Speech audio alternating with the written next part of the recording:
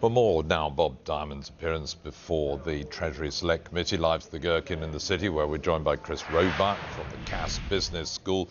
Mr. Roebuck, very good evening. What do you make of Mr. Diamond's appearance? Will he have satisfied the critics of Barclays and all that has gone on there?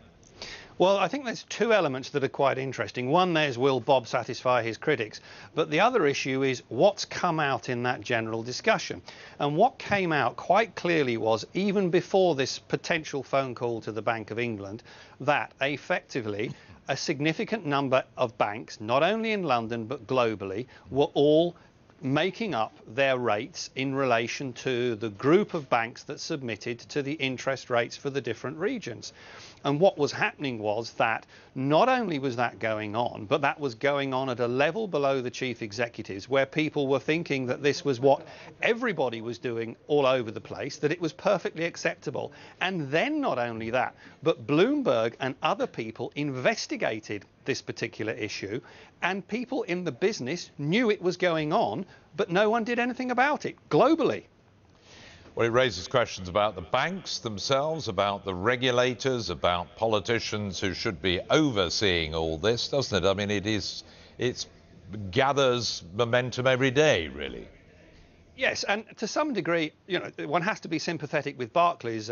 Barclays were the first one to be outed, so to speak, and as a result of that, they've got a lot of the flack. But there's a lot of other people who are going to be coming into the frame over the next few weeks and months who are also going to get the flack. You know, we know that Citigroup's being investigated in the States, Deutsche Bank in Germany, UBS in Switzerland, JP Morgan in the States.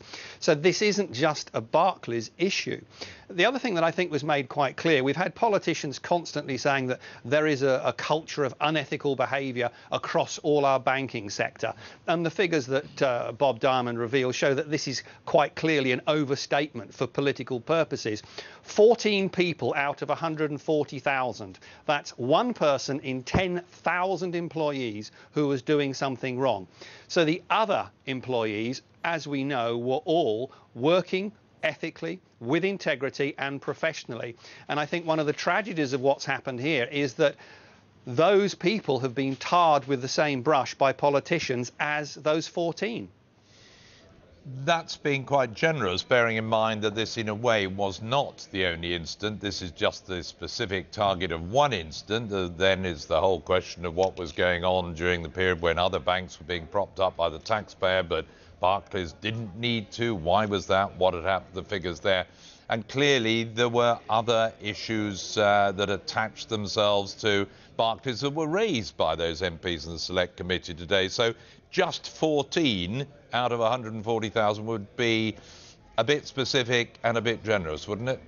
Yes, you could say it is being generous, but if you can say that for each of those other incidents there might have been a group of less than 100 people, I'm just trying to make the point that there are actually a lot of people out there who work in banking, in branches on the high street, who serve the public, people who advise them, who give them mortgages, who are very upset about being accused of being unethical and being tarred with the same brush.